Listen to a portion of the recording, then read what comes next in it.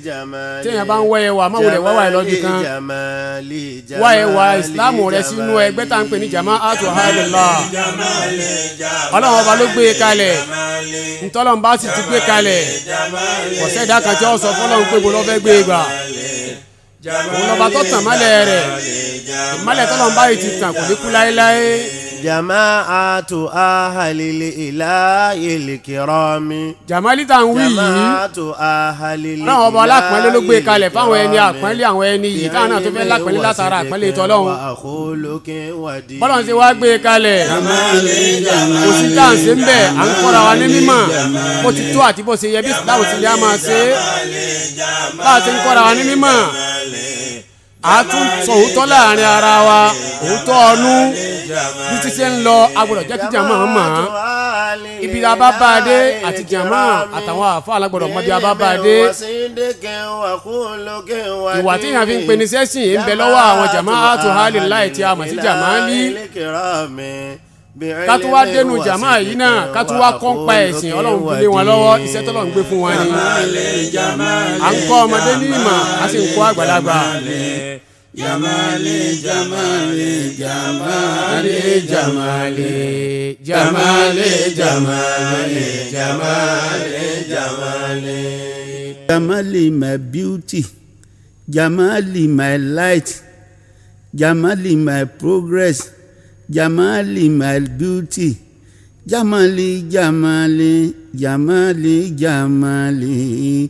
Jamali jamali jamali jamali.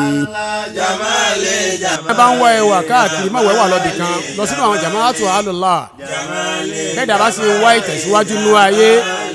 nípa ọ̀rọ̀ ẹ̀sìn tí yóò fi ní àlìkìyàmà ọ̀dà kí wọ́n náà lè jó àwọn jama'atu ahlillah. Fa'ulun fa'ulun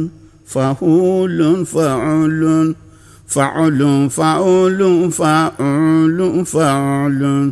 fa'ulun fa'ulun fa'ulun fa'ulun. Jamali jamali jamali. Ọba tó gbé jama'atu ahlillah kalẹ̀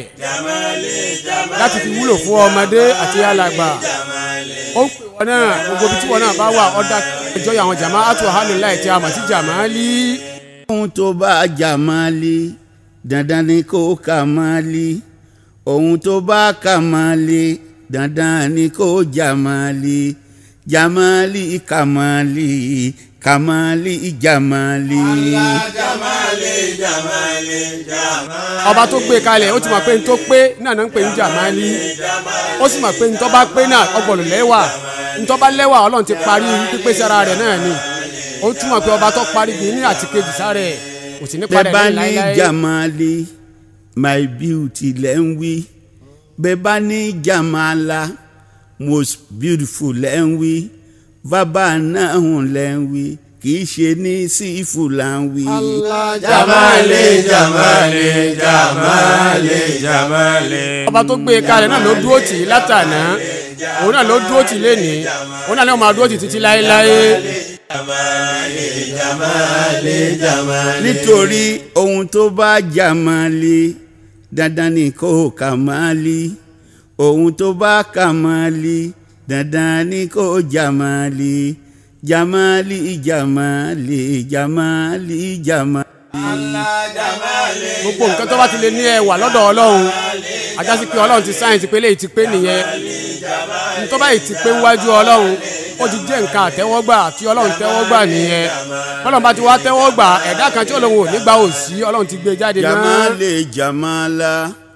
vabana ló ń jẹ́ Jamali jamilun bí ó tẹ́ ìfọlọ́ ń jẹ́ Jamali jamali kì í ṣe ní sífù là ń wí. Jamali jamali jamali jamali. Ká wá dá ọpẹ́ fún ọba tó gbé e kalẹ̀ tó tún wá kó èmi àti ẹ sínú pé ká wà nù jàmẹ́ eléyìíre yìí